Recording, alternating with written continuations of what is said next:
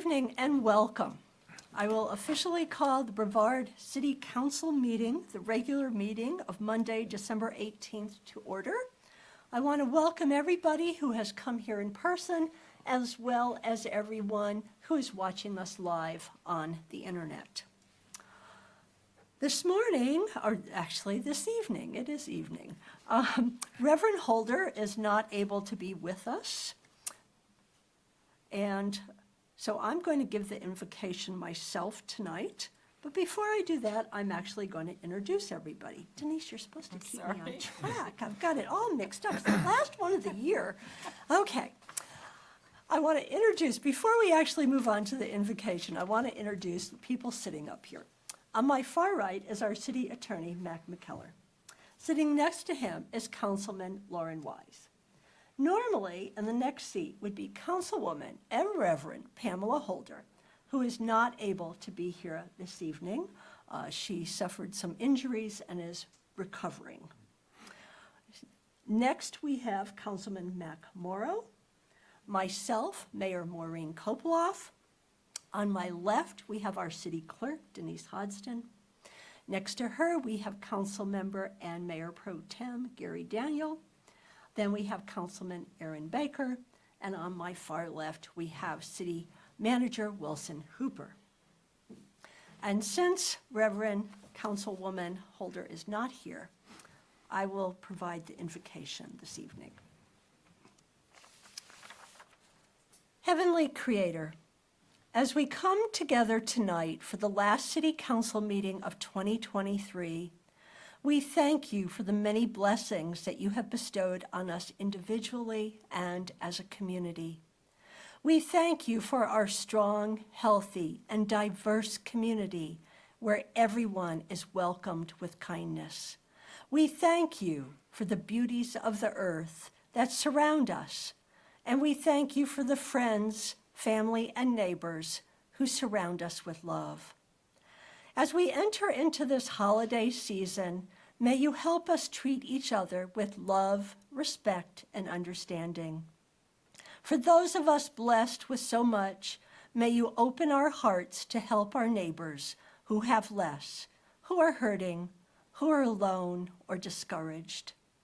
Heavenly Creator, we also ask that the blessings of peace and love that we enjoy here in Brevard and here in the United States spread across the world to those less fortunate, especially those who are suffering the violence of war.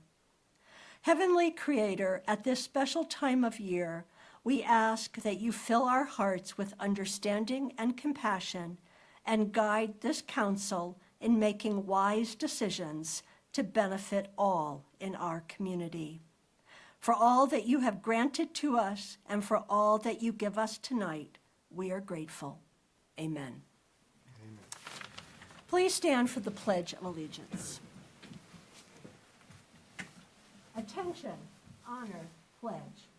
I pledge allegiance to the flag of the United States of America and to the republic for which it stands, one nation, under God, indivisible, with liberty and justice for all.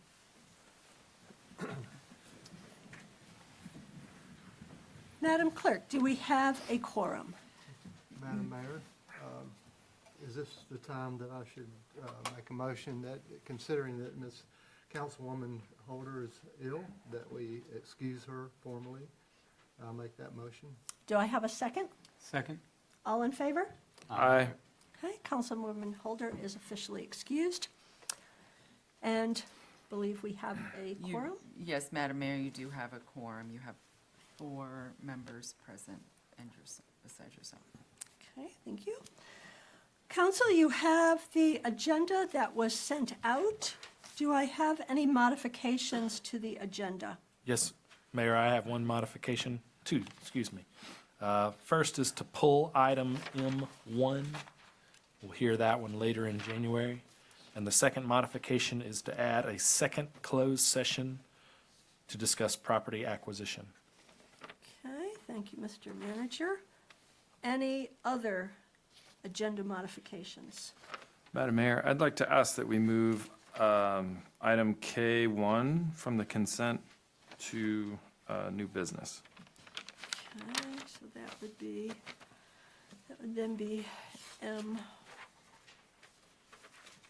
Okay. Okay, any other modifications? Right, do I have a motion to approve the agenda as modified by City Manager Hooper and Councilmember Baker? So moved. Second. All in favor? Aye. Okay, the modified agenda is approved. Council, you were sent the December 4th, 2023 organizational meeting minutes. Are there any corrections or changes to the minutes? Hearing none, do I have a motion to approve the minutes? So moved. Do I have a second? Second. All in favor? Aye. The minutes are approved. We now have public comments, and Mr. Attorney, if you could give me the list. And is there one for public hearing? There's nothing on, I'll bring it to you. Okay. That one should be, okay. Okay. All right. We are now opening public comments. The public is invited to speak during public comment at this time on any topic unless it is a public hearing item on the agenda. Now, I do notice that we have one individual who has signed up under public comment on the item that really should be under public hearing. So, Connie Mields Perry, if it's all right, I'm going to move you to the public hearing sheet. It gets confusing. Okay. Anyone who wants to speak during public comment must register with the city clerk, which is the sign-up sheet. When it is your turn, step to the podium in front of city council, state your name and address clearly, limit your comments to 3 minutes or less and avoid repetition, direct comments to the full council, not to an individual council member or to staff, and groups are encouraged to appoint a spokesperson on their behalf. I will call you up in the order in which you signed up. The first individual is Joellen.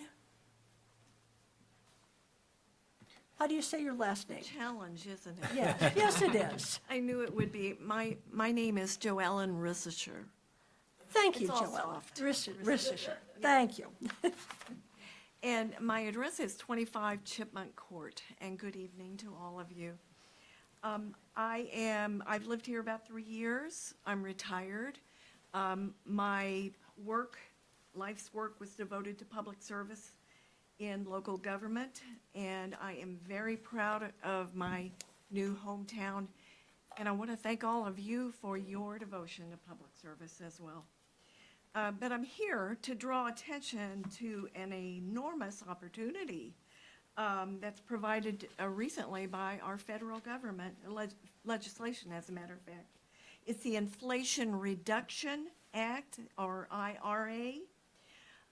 There are many facets and components of this enormous bill, and several of them are focused on local governments to reduce the pollution and take climate action and protection. It includes electrification upgrades of buildings and fleets. Imagine all city vehicles being electric, including the big trucks, the polluting trucks that we need to use right now. And the results of accessing these funds could be great savings of tax dollars, not to mention, no small thing, the health benefits to the community. I knew very little about this until a month or two ago. I went to a meeting of an organization called the Citizens Climate Lobby, CCL. It's a nonpartisan national organization And its focus is to help local governments access and apply for these types of funds. They have an enormous resources and data available for your staff and for you to access. It's available to you now. You need a password. Go right to their website and see what I mean about this. A significant portion of the IRA is focused on underserved communities and consumer education. This is just really just a wonderful piece of legislation. Could do a tremendous, be tremendous benefit to our community. But City Council will likely need a proclamation or resolution as an initial step. 30 seconds. There are plenty of examples available on these documents, and I just want to note that Chapel Hill and Asheville have already realized big savings from accessing these funds and putting them into action. So please, I ask you if you can to act as quickly as possible on this. And thank you so much for your time. Thank you. Okay, our next speaker is Clem Swift.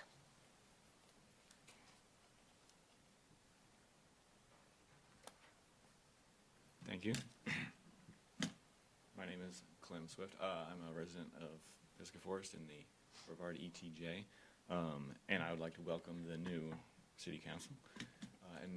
I'm here to repeat a lot of what Joellen mentioned. My main hope is to encourage the City Council to consider passing, more specifically, a climate action plan in 2024. My understanding of the situation is, like she mentioned, that there is pretty generous funding opportunities out there, mainly through the Inflation Reduction Act, for local governments specifically to reduce their own greenhouse gas emissions and encourage and support their communities in doing so. Not last too much longer. I know there's in this field, there's a few deadlines that have already passed, and yeah, the sooner is probably better.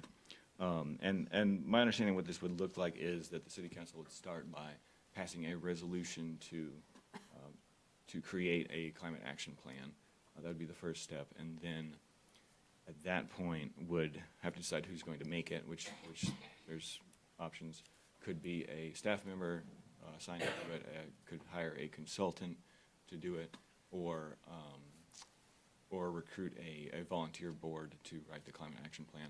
And what that group or individual would do would be to figure out like where the best opportunities are of that federal funding, like what is really going to help Brevard specifically, and how best to go about that. And yeah, I just mentioned that I know that, or I've heard that Hendersonville and Waynesville are both in that process of creating climate action plans, and I would encourage you all to consider doing the same. Thank you. Thank you very much, Mr. Swift. Our next speaker is Josh Fisher.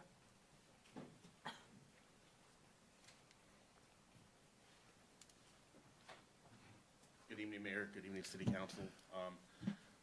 I came here tonight to publicly apologize to the Chief of Police of Brevard and as well as the City Council for last time I was here for the speech I made. I also wanted to publicly apologize to the Chief for an incident that happened about a year and a half, 2 years ago. About a month and a half ago, him and I had a discussion where I apologized and for my conduct that could have been unbecoming to him. After our discussion, I realized that he actually is a great person, and I do think he's important to the city of Brevard. I think that it's on the right track. Him and I discussed some things that I didn't know, and I explained to him where I was coming from, and I think we're on a great mutual understanding now. So I just wanted to give him a public apology in front of you guys as well. All right, thank you. Thank you, Mr. Fisher. Our next speaker is Connie Chase.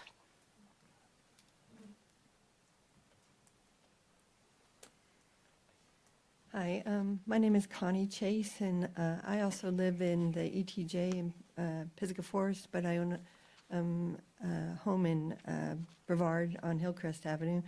And I'm speaking to you tonight because I also have a real concern about what's happening to our environment. 2023 is the warmest year in recorded history, and in fact caps 8 years of increasingly higher average temperatures. And climate scientists are clear about the danger of continued warming and that the cause is too much carbon dioxide in the air from the burning of fossil fuels. Individuals, cities, and the entire country need to transition away from them, and I would like to see Brevard participate by devising a citywide climate action plan, as many other cities have already done. And like was mentioned, both Waynesville and Hendersonville are currently working on theirs at this time. If properly implemented, it can save the city money and help in the needed universal effort to reduce carbon emissions. Also, creating and implementing an action plan will signal to the many tourists and visitors that come here that we are dedicated to preserving our local environment, which attracts them in the first place. And, I'm just one person and we are just one town, but I don't want my grandkids to suffer the effects of the climate crisis and wonder why we didn't care, and when we knew about it, why we didn't even try. I don't want them to wonder why we turned a blind eye. So please consider preparing and passing a resolution that enables an action plan in one of the January meetings so we can begin to make progress on the change and set an example of what individual citizens can accomplish. Thank you. Thank you, Ms. Chase. All right, that is everybody for public comment. As I mentioned, Ms. Miels Perry, we haven't forgotten you. You will be called up during public hearing, which is coming up later in the meeting. Okay, moving on, we now. Was my name missed? I'm Desiree. Did you sign up? I was supposed to be on there. You're not on here, but if you wish to speak, you thought you were, you have, Much appreciated. okay. State your name and address, we will add you to the list. I appreciate it very much. Thank you for your time. My name is Desiree Watterson, and my address is 466 Greenville Highway, apartment H3, 28712.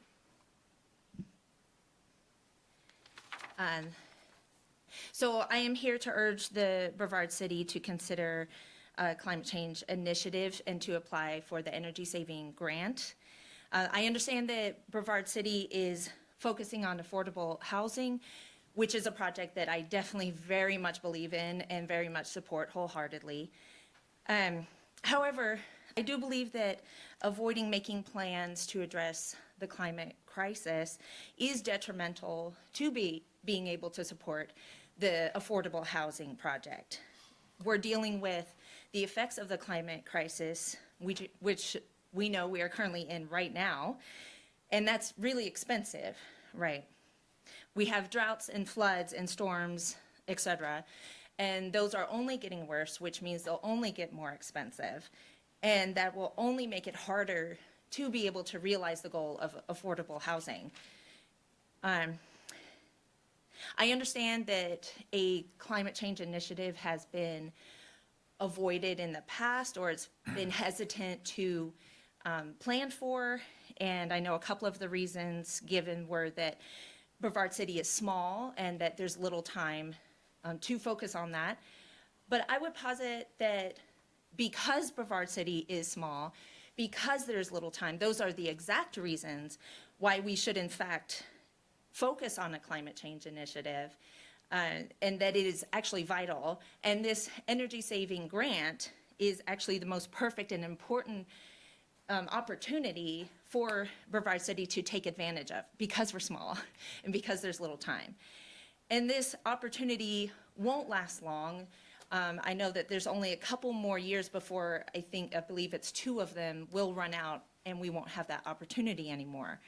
So my concern is that Brevard City will come to realize that a climate change initiative is in fact very important, that we should do it, but then the opportunity for the grant will be gone and it'll be too late. And to be completely open and frank with you, it's starting to feel a little bit like we're in our own version of the movie Don't Look Up. 30 seconds. And so I think that a grant, and it means we'll save money, save energy, which means saving money, which means making affordable housing all the more viable and possible. Brevard City has every benefit to gain from this energy-saving grant. And so I thank you for taking this matter into consideration very seriously and considering applying for the grant. Thank you. Thank you, Ms. Watterson. Thank you for making time for me. Okay, now we are moving on to our proclamation. Oh.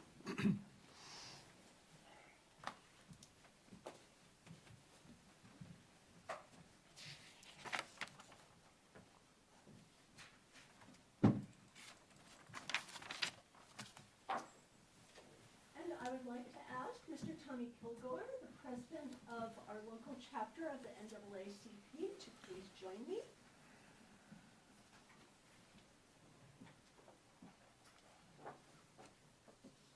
Proclamation number 2023, TAC 23, Kwanzaa Week Proclamation. Whereas Kwanzaa is an observance week annually celebrated from December 26th to January 1st, celebrating African American family, heritage, community contributions, and culture throughout the world. The name Kwanzaa translates to, quote, first fruits of the harvest in the Swahili. And whereas Kwanzaa was created by Dr. Maulana Karenga, professor and chairman of African Studies at California State University, since 1966, Kwanzaa has been celebrated for a week with the lighting of a 7-pronged candle holder called a kinara. Kwanzaa is organized with proclamations by mayors and city councils, festivities and events to recognize the significance of values and core principles. The 3 official colors are black, red, and green, which are symbolic and representative of Kwanzaa. The green color represents the hope for a better future. The red represents the struggle and barriers throughout history. And the single black candle, which is placed in the center, represents African people. And whereas the 7 core principles include unity, self-determination, collective work and responsibility, cooperative economics, purpose, creativity, and faith. Throughout the week, there are fundamental activities of the ingathering of people, spiritual worship, commemoration of the past, and commitments to positively build proactively for future generations. And whereas the city of Brevard, North Carolina, honors cultural diversity, equity, and inclusion for all to enjoy, this city upholds a tradition to enrich the community with values, proactively preserve African American historical preservation, and welcome all residents to participate in recognizing Kwanzaa as an opportunity to continue to unite. Whereas this city will continue to successfully build strong foundations, collectively embracing cultural diversity that empowers people of all faiths, ethnic backgrounds, and focus on aspiring towards the future that educates and respects cultural diversity. Diversity strengthens our city socially, economically, and improves the quality of life for all residents. Now, therefore, I, Maureen Koploff, Mayor of the City of Brevard, North Carolina, do hereby proclaim December 26, 2023 to January 1st, 2024 as Kwanzaa Week in the City of Brevard and commend its observance to all citizens.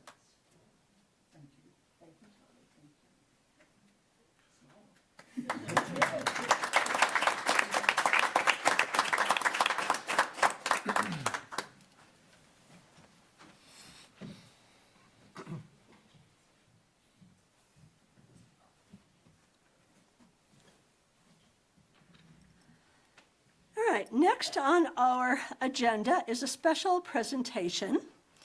And this is on Pluserbia, a consulting firm for new architectural standards. And Emily Brewer, our senior planner, will be presenting. Yes, I will be making the introduction. As you all know, the Unified Development Ordinance is the city's primary regulatory document that guides all development and land use within the city's planning jurisdiction.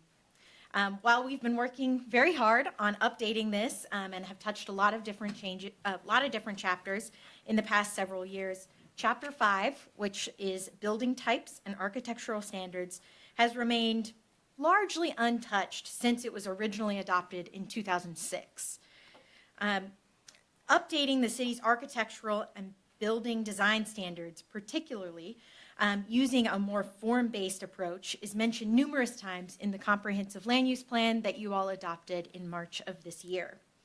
But ensuring architectural standards really codify the appropriate building form and its features is an expertise that's really outside of the planning department staff. So as a result, we issued a request for qualifications, seeking proposals for qualified consultants to assist the city in updating the existing architectural standards of the UDO. We received 3 different responses, and planning staff interviewed each of those, and we ultimately selected Pluserbia, and they're here today to give you a presentation. Pluserbia is an urban planning and architectural design firm. In last year's budget, the fiscal year 2023 to 2024 budget, planning department's professional services budget had $75,000 in it, specifically earmarked for the implementation of the comprehensive land use plan. This work, the architectural standards update, is expected to be done in 2 different phases. The first phase of this project would be allocated as part of this fiscal year and would cost approximately $68,500. And the second phase of the project, which would be initiated in the next fiscal year, would cost about $56,000. And planning will include this in their budget request for the next fiscal year. So tonight, we have Pluserbia here to give a presentation about what they do and what we're looking for as part of this architectural standards updates. But we also are requesting that council adopt a resolution, which is in your packet, authorizing the city manager to enter into a 2-phased contract with Pluserbia to draft the new architectural standards. So I will hand it over to Dylan and Juan from Pluserbia. Thank you very much. Madam Mayor, council, residents, thank you for having us tonight. I'm going to try and be very brief because I know you have other items to attend to, and we hopefully will be with you for the next year and a half, or about a year and a half, working with you on this very exciting project. So very briefly, who we are a boutique design studio. We do mostly planning, but we have historic preservationists. We have what we call plan engineers, who are engineers that are sensitive to planning, architecture, and the way of placemaking. And we have architects as well who understand how buildings are put together and the different styles that make a community interesting and welcoming and full of character. These are the 4 people, including myself on the right. I'm a little older now than when that picture was taken. But these are going to be the 4 main people that are going to be working with you out of 3 of our offices. Some of us are in Miami, some of us are in Greenville, South Carolina, and some of us are in Puerto Rico. All of us have been trained in the United States, some of us in traditional schools, like the University of Miami, like Notre Dame, and also Clemson, so someone closer to you. I myself graduated from Charlotte, so this is sort of a little bit of a homecoming for me. And also my wife grew up around here. In fact, she told me we have to go after this RFQ because when I was little, I would come here for my summer camp. And she has fond memories, and she's dying to come up here. So we have been around the Blue Ridge. We know it to the extent that somebody who is no longer here knows it. We know Western North Carolina, and we know Brevard. But honestly, I wanted to strike the last one out because it's not about what we know about Brevard. These architectural guidelines should be about what you know about Brevard and the character that you want to instill in the future architecture for this town. We walked around today. We were pleasantly surprised at what we saw. In fact, you might say that it takes someone from outside to really appreciate what you have. And trust me, I can tell you, we did appreciate the walk. It was a little cold. The variety of architecture and the history that you have is quite unique. It's very interesting, and it's going to be both a challenge and also very interesting to code and to help you put it into guidelines, into a pattern, into a code. So we know all those things, and we really do know architectural standards. Like I said, we are trained in it, and one of the big differences between our firm and other firms is that we work for both private and public sectors. So we understand what these kinds of codes mean to a developer. We know about costs and bottom lines, but we also understand the importance to a town, the importance to a city to make sure that these guidelines are not just prescriptive, but also descriptive, and to allow for these guidelines to, again, create a stronger character for the years to come. So design character starts on the way that buildings are placed on the lot. It's about the details of the different types of architecture and the way that your elements are disposed within the lot and within the building itself. We are experts at historic surveys. We typically start with that.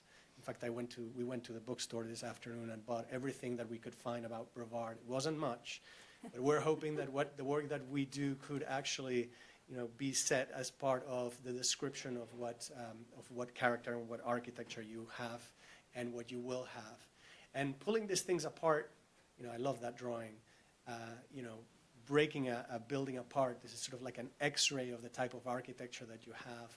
This is a project that we did a couple of years ago for a community, and it was a lot of fun to dissect. And then guidelines and pattern books, again, using our knowledge to ensure that there is building of not just character but value. And that's one of the things that most developers are looking for when they're building different phases to a project, ensuring that future phases will continue to build on the character and the value.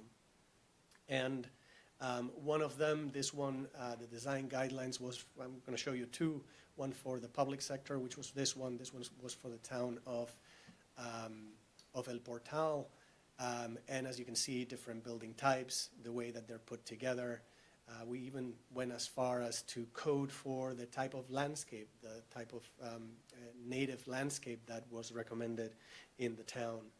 And so we believe that both, as you saw in the previous document, that your architectural standards need to be about aesthetics, and so should your document. And that is why Emily mentioned that we're going to have two phases to this. This is not something that you guys asked from us, but this is something that we believe is important. The first part is going to be engagement, analysis, and the visual report. There's going to be two reports, in essence. One which will be visual. Call it your coffee table book. It's something that will be easy for you to communicate with your stakeholders, developers that come from out of town. Something very easy and visual. And then the second part will be coding and adoption. If we are able to garner as much support and consensus on the first one, the second one should be just, I'm simplifying things, but it should be just coding that. But we first need to make sure that we get the visual, we get the character correct, and then coding it into your existing regulations. So in stage one, the first thing that we will do will be a visit. We will come here as much as we can and an overview of the regulations. Then we will analyze everything that's existing, and not just in your code, but also the buildings that you have here that are character-rich, those that you love. And again, we walked a little bit around. We're hoping to do it when the weather gets a little better. But we really want to learn not just from what's written, but also from what's built. And then we will do extensive public engagement, both in person and online. We believe that, we need to make sure that we give plenty of opportunity for everybody to be engaged and be participant of this. So our in-person will be a certain time. We will do a workshop of about 4 days. We'll bring the entire team that needs to be here, architects, et cetera, and then we will run an online version, if you will, of that workshop that will run for a few months. So there'll be plenty of time for your stakeholders and your residents to opine. And then we will refine and create building types that will come from that engagement, that we have learned, and then we will prepare that visual report. Everything that you see on the right in these slides is examples of the work that we've done in the past. And this is an example that we did for a private developer. As you can see, rich in graphics. We want to make sure that it's engaging, that it doesn't bore you with legalese. No offense, Mr. Attorney. But we want to make sure that it's full of pictures and that things are easy, like they say, easy to understand. Like they say, one picture is worth 1,000 words.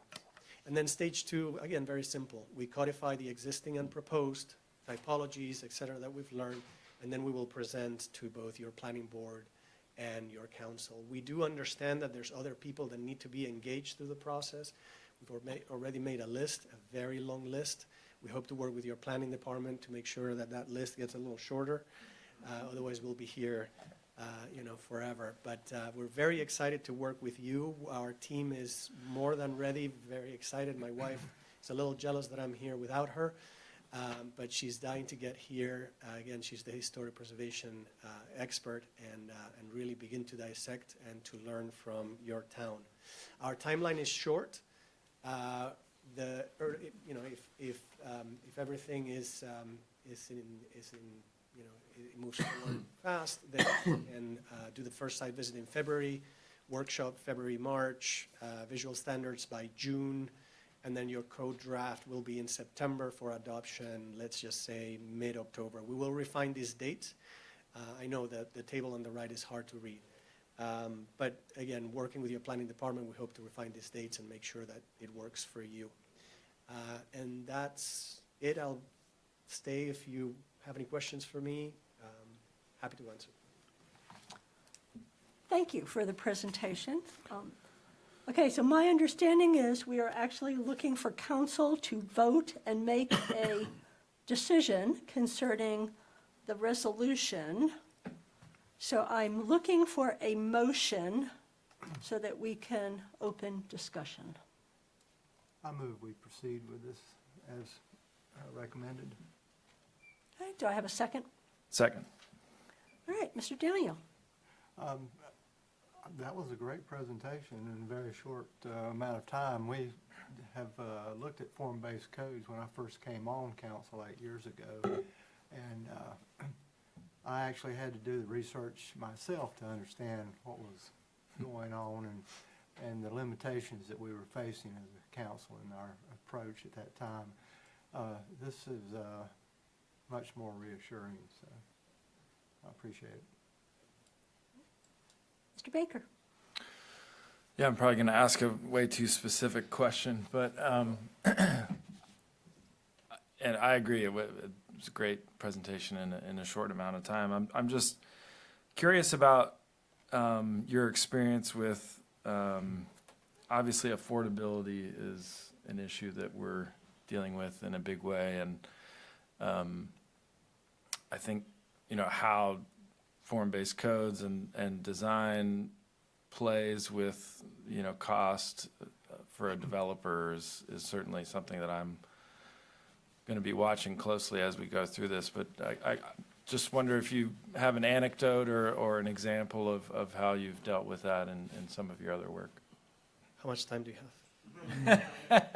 I told you it was way too specific. Jokes aside, no, but it's very important because at the end of the day, the cost of construction is what gets translated into the cost of housing. So that's something that we need to keep in mind as we put these things together. Cost of materials has gone up.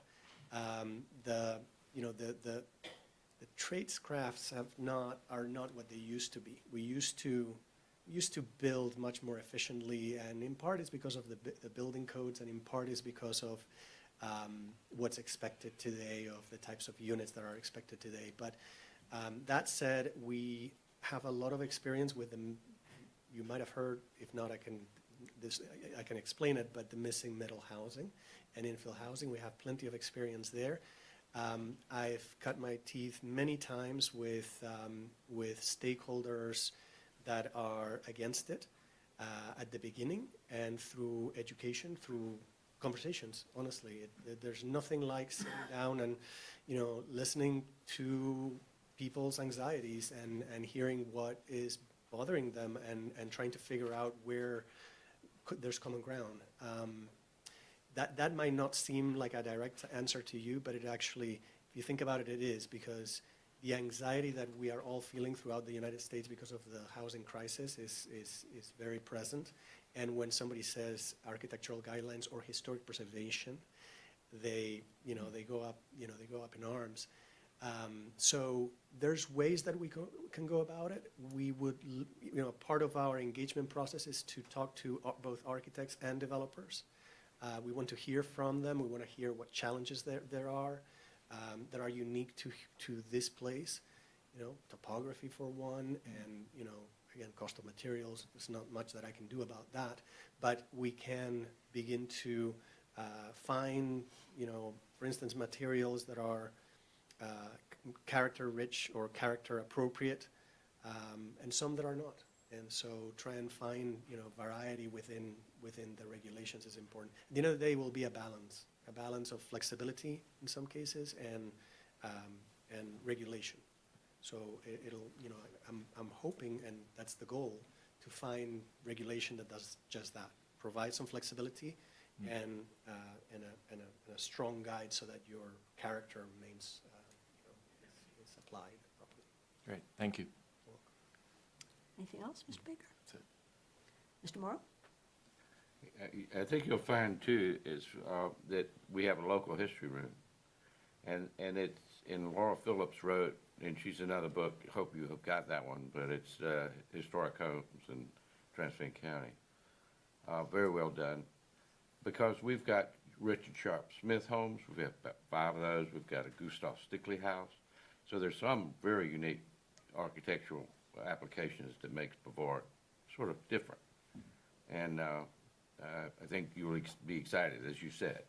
The men building downtown, those kinds of things, the Ethelwald. Even the Clemson Theater, that's all part of that architecture that's unique, makes Brevard a little bit different. So I'm excited because it's certainly going to be different in Pisgah Forest than it is in downtown or wherever, and all the other places where we want to push development maybe, or look to where development might be. And the missing middle is an opportunity to do that with capturing some of that architecture that makes King Street unique or something. Thanks.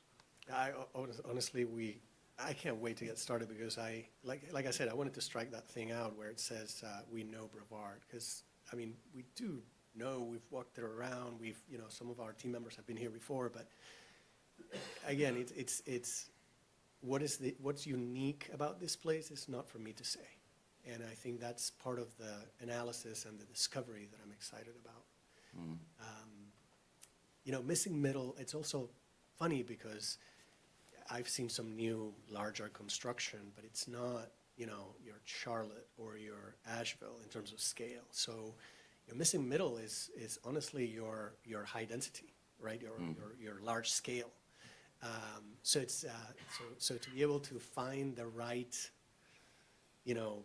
building type that fits, and that is, again, flexible enough to fit within, in different parcels, and to begin to fill in your missing teeth.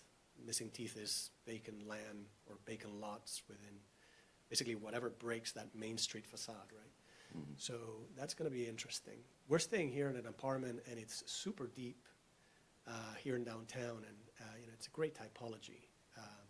It's on top of a store. I don't want to say the address, just in case. We have a lot of regulation in South Florida, but it's really cool, and so bringing people to live in downtown, it's great. Those opportunities are great. It'll also touch on affordability, a variety of housing. 'Cause, affordability is very much about whether or not you're offering enough opportunities for a variety of housing. Mr. Wise? Well, I have to say I'm an architect by profession, so man, I just love this They stuff. warned us. So thank you for a great presentation. Kind of piggybacking a little bit on this conversation, have you found that form-based code can actually help control construction costs when you have a more regulated framework for builders to work in? It helps in terms of predictability, right? Form-based codes help because they, in essence, they code the form of the building, right, rather than the land use. So it's easier for you to know what to expect next door. In terms of affordability, I haven't seen a correlation between the type of code and the affordability. It's more about, again, the flexibility of the code versus the strict, the strict application of the regulations. That said, we are also aware that we can't regulate anything under 4 units, right? So 4plexes, 3plexes, duplexes, and single. And we were discussing this morning, something that I want to explore is incentives, right? So instead of regulating and saying no, I'm actually more familiar, I actually prefer those codes that are incentive-based, right? So it's not about, no, you can't do this, no, you can't do that, but rather, if you do this, this is what you can get.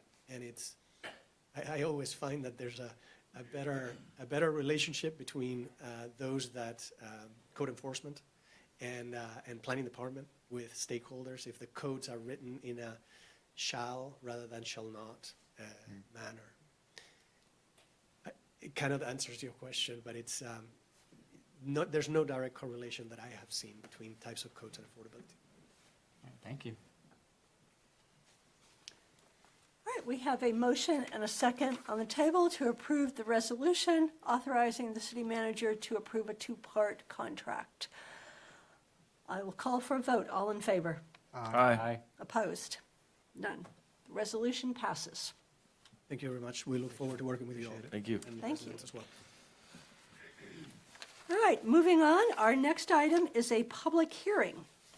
The public hearing is on the proposed amendment to the City of Brevard Code of Ordinances, Chapter 14, Section 14, TAC 32, the tethering of animals. And Chief Jordan is going to be presenting this. It's because I'm an animal lover, so. This was brought to our attention by one of our citizens, and how some parts of our animal code needed to be cleaned up a little. And one of the things that when we looked at was we did not really have any language about tethering animals. If animals are primarily dogs, domesticated dogs, if the tethers are incorrect or improper, it can lead to the dog actually perishing by hanging itself or something getting caught up in the environment that it's in. So whenever we look at animal ordinances, animal control ordinances, especially in cruelty animals, we have to understand that one size doesn't fit all. We really, each incident that we investigate is different. So there's not a tried and true formula. So we needed to have language that allowed the latitude, give the latitude to our animal services officer to evaluate the totality of the circumstances. That was important, to not just look at it and go, oh, there's a tethered animal, but look at the conditions the animal was in as well. Whether the animal has access to food, water, shelter, and whether there's enough lead for the animal to move around and exercise. It's not on a 3-foot lead where it's just sitting there. Because we do care about what happens to the animals in our city. So when looking at the ordinance language, we always have to strike a balance. Responsible government should strike a balance between the exercise of Fourth Amendment rights, private property, as well as the greater good of entering that property to make sure that the animal was okay. So we have to be careful of that so that we're not overextending ourselves. So we think that we've struck the balance with this language. There's some cleanup language throughout. It mentions health officer. We replaced that with like animal services officer. There's a few instances of that, but the main thing is under 14-32, which you have under cruelty to animals under section E. We added the tethering part, which gave specific requirements to what kind of tether would be allowed for the animal.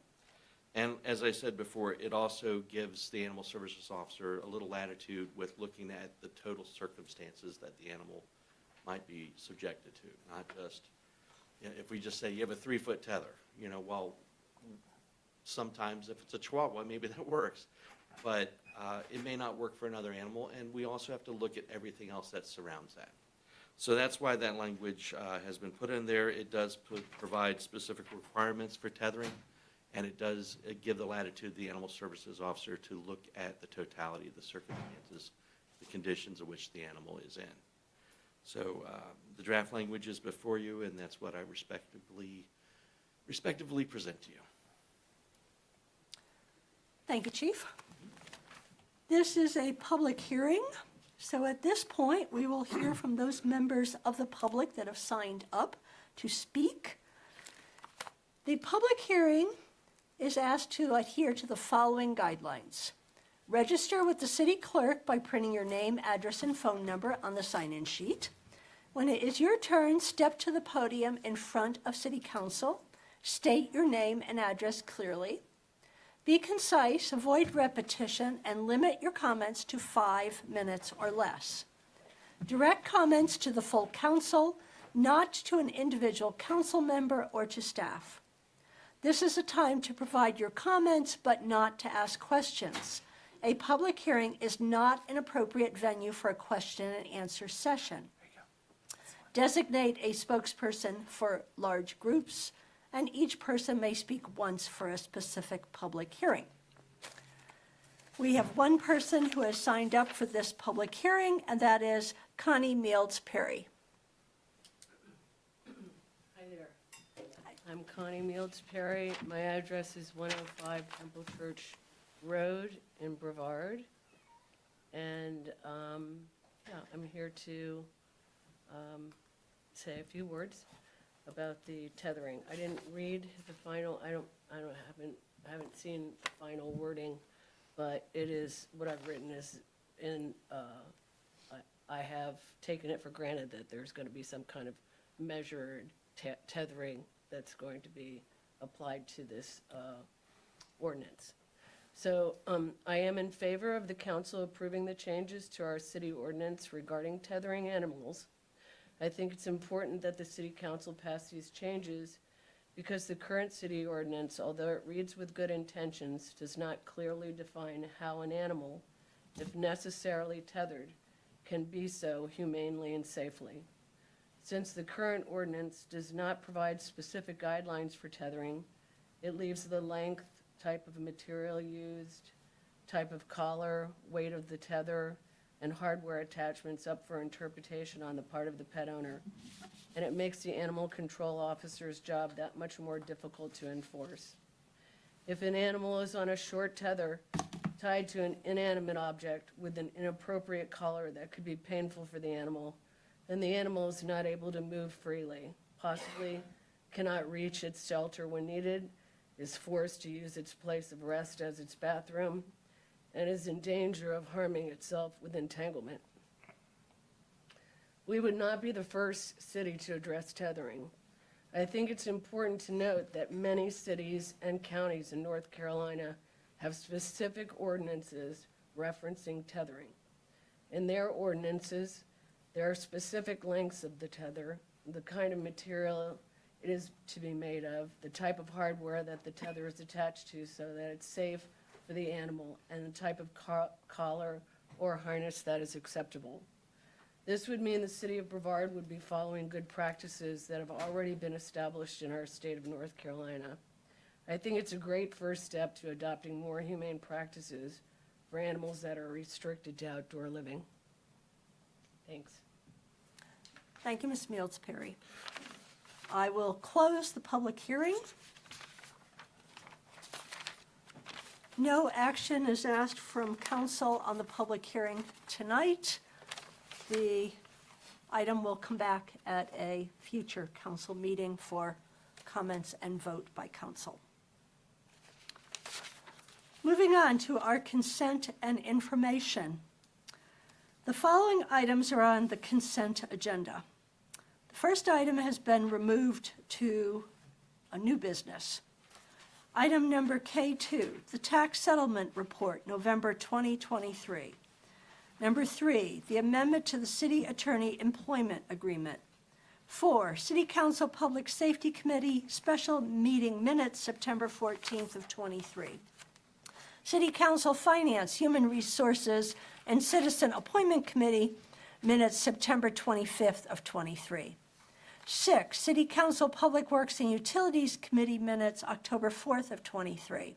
7, City Council Public Safety Committee minutes, October 23rd of 23. 8, the Rosenwald Community Advisory Board minutes, October 26th of 23. And 9, City Council Public Works and Utilities Committee minutes, November 21st of 23. Do I have a motion to approve the consent agenda? So moved. Do I have a second? Second. All in favor? Aye. Consent agenda is approved. Moving on to unfinished business. The first item is the proposed text amendment to the City of Brevard Unified Development Ordinance, Chapters 2, 3, 10, and 19, extraction uses. And Emily Brewer from our Planning Department will be presenting. Yes. So this is an item that you held the public hearing for on November 20th of 2023, but I will go over it a little bit again. So in our day-to-day administration of the UDO, staff realized that there's really no good land use for mines, quarries, or other similar uses. Extractive industries, as we're calling them, include any businesses that excavate and remove rock, stone, or soil, gravel, sand, etc., from the surface or the subsurface. So this amendment really adds extractive uses to the UDO in several different places. The first is the use matrix in Chapter 2. Then it adds it to Chapter 3 with the use standards. Then in Chapter 10, the parking standards, and finally, the definitions in Chapter 19. The details of the text amendment are in your packet for your review. But ensuring that the use matrix is robust and doesn't have any missing land uses is really a best practices and something that we need to do as zoning administrators. And so Building Brevard Comprehensive Land Use Plan highlights the importance of maintaining clear and understandable planning documents and making sure that they're approachable and we're able to be as clear as possible with our administration. Planning Board discussed this at their October meeting and unanimously recommended in favor of approval. In accordance with North Carolina general statutes, they have provided a statement of consistency analyzing the consistency and reasonableness of this proposal when compared to our comprehensive land use plan. So tonight, we are asking that you take one of the following options. 1, adopt the amendments as written. 2, adopt the amendments as revised by you. 3, reject the amendments. 4, send this back to Planning Board for further discussion and study. And then finally, call for additional public hearings on the matter if appropriate. Thank you, Ms. Brewer. Do I have a motion? So moved. Are you moving to approve it as Approved, submitted? yes. Do I have a second? Second. Okay, discussion, Mr. Morrow. Again, it's a chance for staff to make improvements. Thank you very much for that. Mr. Wise? I don't have any comments. Mr. Daniel? No comments. Mr. Baker? I don't have any comments. Okay, call for a vote. All in favor? Aye. Opposed? Motion passes. Moving on to the next item of unfinished business, the proposed text amendment to the City of Brevard Unified Development Ordinance, Chapters 2, 4, 5, 17, and 19, Building Line Revisions. And once again, Ms. Brewer is presenting. Yes, it is me again. So before you is a text amendment. It's another staff-initiated text amendment that really continues to clarify our ordinance and the definitions that we use every single day. Building lines and yards are used to measure multiple different standards in the UDO, including fence height, placement of structures, amongst many other things. And so this text amendment really clarifies those definitions, adds illustrative diagrams that were able to improve the usability of our document. And even since the public hearing, we did make some tweaks in response to council's comments on that as well. Planning Board heard this matter at their October meeting and unanimously recommended in favor of adoption. Then you all had this as a public hearing item on November 20th.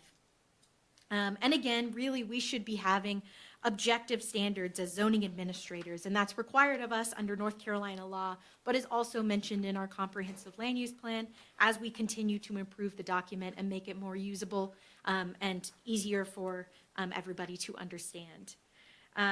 We now ask that you take one of the following actions.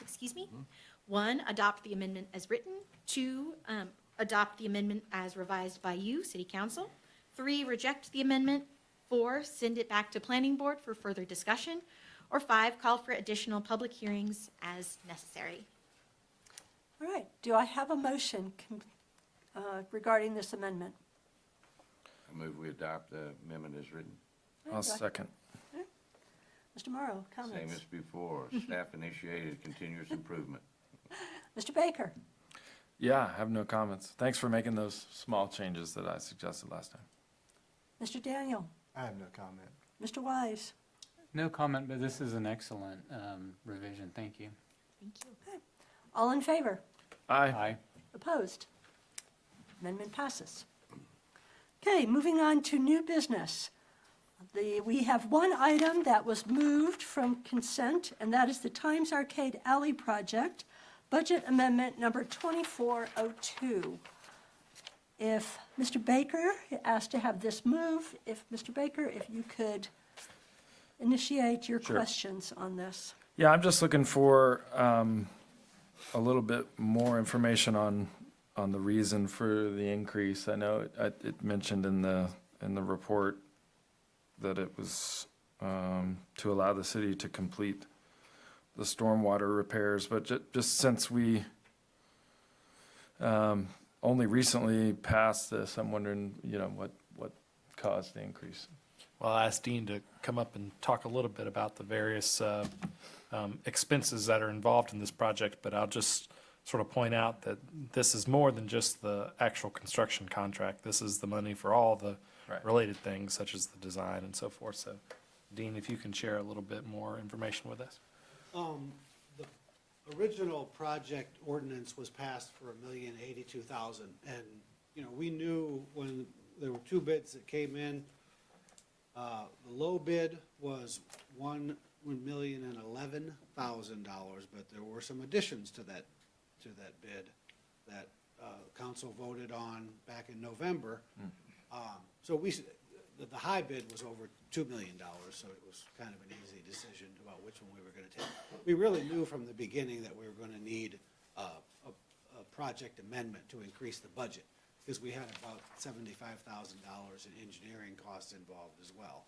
So I think it was November, when we went over some of the addendums, again, the ornamental lighting Right. for the Christmas lighting, and then a couple other small additions, including some improvements to the adjacent building, of which we're being reimbursed for. after we kind of did the calculations, you know, it came up, and there's also, I want to point out, there's about $53,000 in contingency built into this capital project. That's something that the city typically does not do, and I kind of wish we would do that because it's sort of standard practice to have about a 5% contingency. As you all know, some of these projects go over budget. So if we have that contingency, that allows us to not have to come up here and do a project amendment. So hypothetically, $53,000 of this could be given back to the general fund if the council accepted. But it was basically just the initial project, the construction bid, plus the additions that were approved in November, and the engineering costs that get us to about $1150, and then there's $53,000 in contingency. Well, too. So is the increase from November mainly engineering costs, or Well, based no. on what we voted on in November? Well, what you voted on November was just the construction costs. Right. Of the, you know, when the bids came in. So we were originally, when the budget was set up for $1,082,000, we were hoping that that was gonna cover both. We knew about the $70,000 in engineering the whole time. We were hoping that that was gonna cover both the engineering and the construction. And it just so happened that the low bid, you know, when you kind of did the math, that the $1,082,000 was not going to cover it. So, Okay. yeah, it was kind of, if we, I guess if we had done none of those extras, we would have been right at $1,082,000 about, there would have been no contingency either involved. Right. So, Okay. I mean, that was sort of a board decision in November that the board decided they did want to do some of those extras, which I think added up to, About 50,000. yeah, about 60, wasn't it? Yeah, yeah. And the portion that we're getting reimbursed for, Yes. there's not engineering associated with that we're not gonna be reimbursed for, right? We're including the reimbursement for engineering? They're probably, I mean, the total engineering is $70,000 on this project. So, I mean, I guess that we didn't look at it that closely. My guess is that there might have been a little bit of Okay. the engineering fee that was involved in that reimbursable amount, but that has not been included. Okay. I will share that reimbursement amount came down a little bit. We renegotiated with the property owners and discovered that there was some improvements that we had originally thought that they were going to be reimburse us for that we concluded were of public benefit. And so we reduced their reimbursement amount and accepted those costs back into our budget to the tune of about $7,000, so a nominal amount. So that's one of the other reasons why the number is a little higher than it was. Okay. Then I'll make a motion that we adopt the project amendment for the Times Alley Arcade Improvement Project. Do I have a second? Second? Any further discussion? Mr. Wise? Any discussion? None. Mr. Morrow? Mr. Daniel? Nothing? All in favor? Aye. Opposed? It's approved. All right, that concludes new business. We are on remarks and future agenda considerations. And let's start with our newest council member, Mr. Wise. Yay. First of all, thanks for everyone for being here. I love to see public engagement. It's exciting. I want to wish everyone happy holidays. I hope you guys make it through the next week. It's been crazy for me. And I'm very excited about moving forward in the future. Short and sweet. Mr. Morrow? I heard the word last time, ditto. Mr. Daniel? First item is a matter of business that we've been asked to cancel the January 2nd meeting, and I would like to make a motion to do that. We don't have any business very little likelihood of incurring any business before the January 2nd meeting. So I'd like to make a motion that we cancel the January 2nd meeting. Do I have a second to that motion? Second? All in favor? Aye. Aye. Okay, the January 2nd meeting is thereby canceled. And then I would like to also, found the conversation on the climate action plan interesting, and I would like to, not tonight, but hear the city manager's thoughts on that. So, Yes, sir. that's all. Mr. Baker?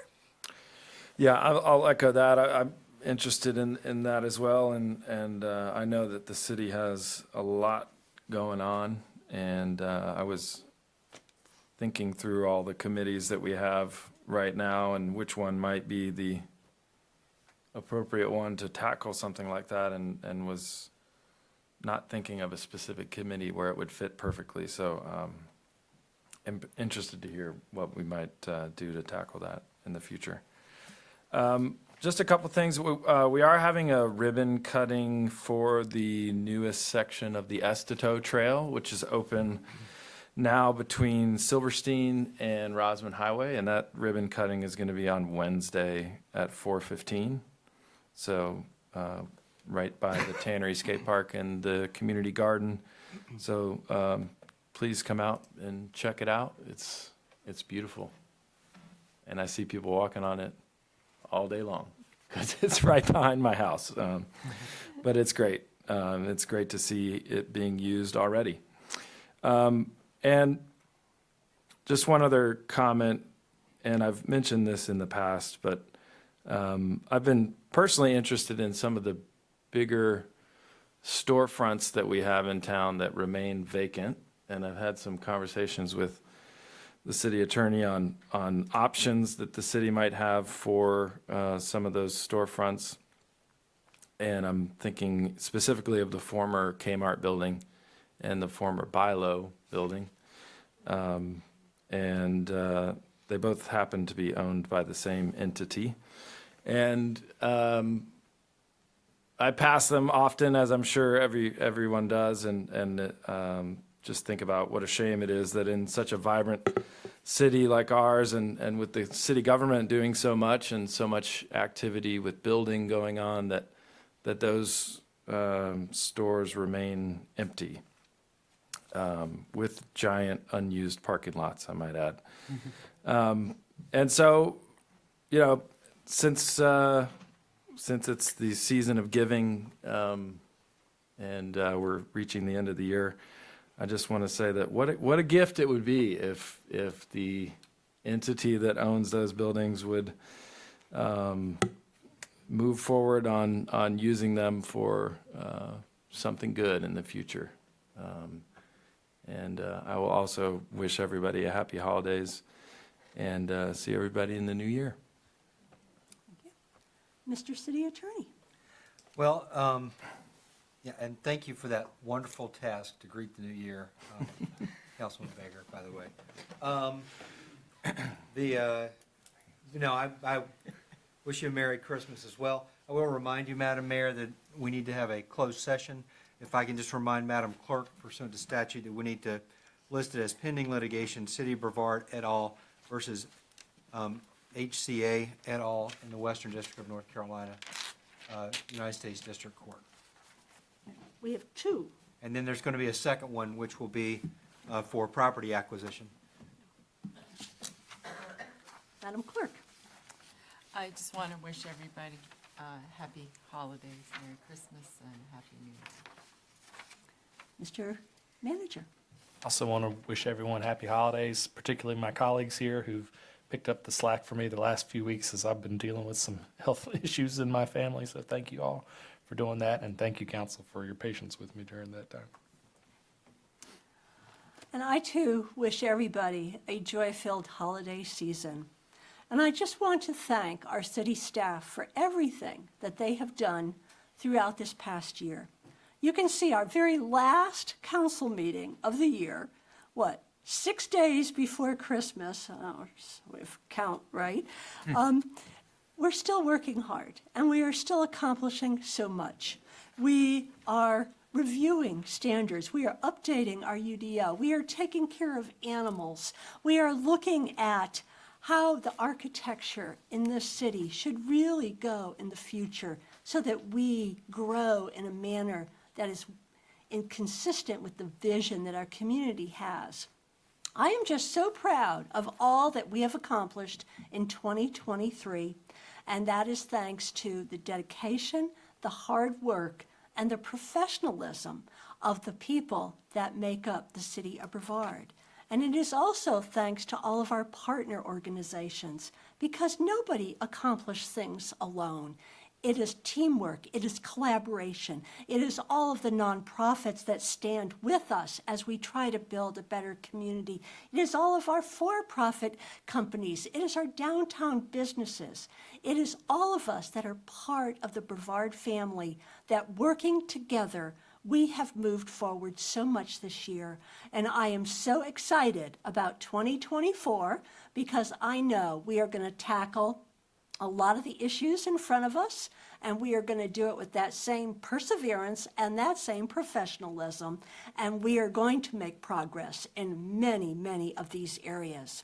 So with that, I just hope everybody take care of one another, look out for your neighbors. Not everybody has family, not everybody has filled a life full of joy. Please, for those of us who have so much, who have been given so much, please reach out to those that might not have so much, that might be lonely or alone, because we are all neighbors. And that is what makes this community so very, very special. So may your holiday be joy-filled. Thank you. And with that, I need a motion to go into closed session for pending litigation. So moved. Second? Okay, all in favor? Aye. Okay, please clear the room